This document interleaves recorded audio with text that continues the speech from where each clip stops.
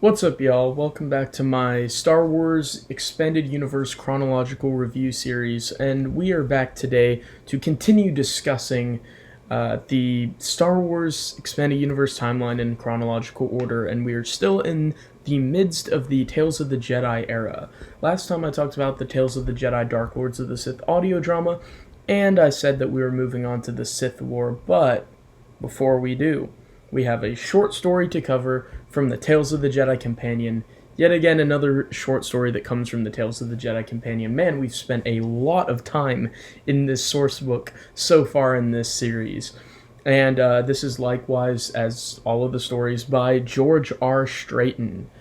Now, this story has a somewhat interesting appeal to it in that it's more significant than many of the other shorter stories that were in the Tales of the Jedi Companion. This one is definitely more noteworthy as in the original sourcebook it had no title whatsoever. It was just a prose fiction story, but it was republished online on Hyperspace in some kind of online supplement to Star Wars Insider number 88, and then it was titled A Tale from the Dark Side, and given alongside it was an art piece by Ashley Wood. A very cool art piece, I might add.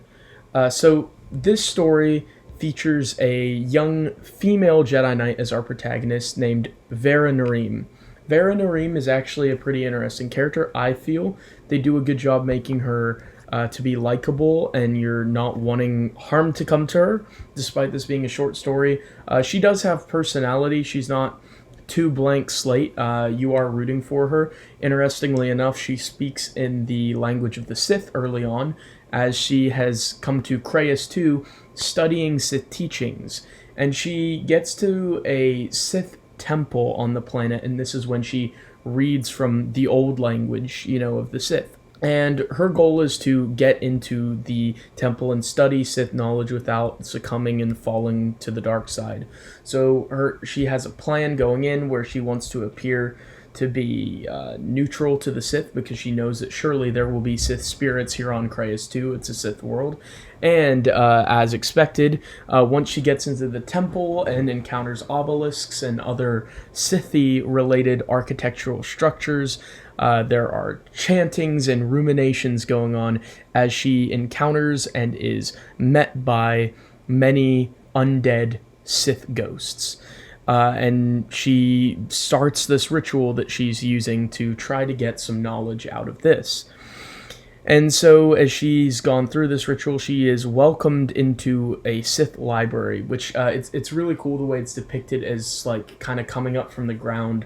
I thought it was a nice detail in this story. This story is really quite good, and you'll see that by the rating I give it at the end, but I do believe this is one of caliber, for sure. Now, as Vera is trying to go into the library that's now risen around her, she is stopped by a specific Sith spirit who sussed out Vera's true intentions and is not letting her past. This Sith, whoever he is quite egotistical, is the sense I get, and he's cunning. He's very malicious and actually quite scary. The tone used in his voice and the language he uses, the way he speaks, is really well done. As far as the writing for his dialogue, I found him instantly entertaining to listen to. And so he mocks Vera and is like, "Oh, you thought your petty scheme would work and you'd get to come in. You did not know about the true power of the dark side." And so in this spot, Vera sees a bunch of Jedi Masters in like a vision. Many of these Jedi Masters who had tried to do the same thing and failed and died. And so she is pretty helpless. She draws her lightsaber and she tries to defend herself, but the spirit absolutely just decimates her, goes straight through her lightsaber, and it is a terrible, eerie, spooky grave for Vera Nareem as our protagonist perishes by the end of the story. And she dies wishing that she could somehow warn all Jedi to stay away from the Sith planet so that they can't claim another victim.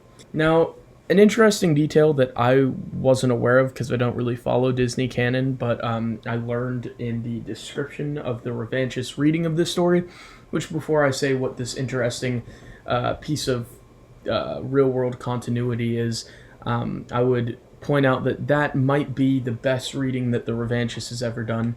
It is so very good, and well worth your time to listen to it. It's only like 11-12 minutes, but when I reread this short story on the PDF, I listened to his audio drama to keep me focused on it to help go through it, and oh my goodness, the music, the vibe, the tone, the accents he uses, the whispers, the way he pronounces the Sith dialect, and the way he delivers the incantations is so good.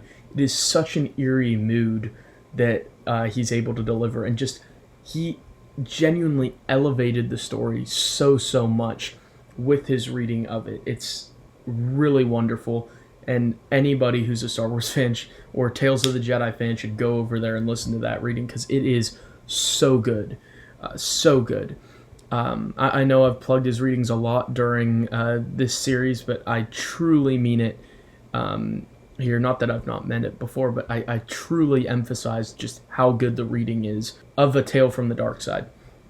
But anyways, in the description of his video, he notated that, interestingly enough, in Rebels, the canon show, Ahsoka reads the same phrase. It's like Takazich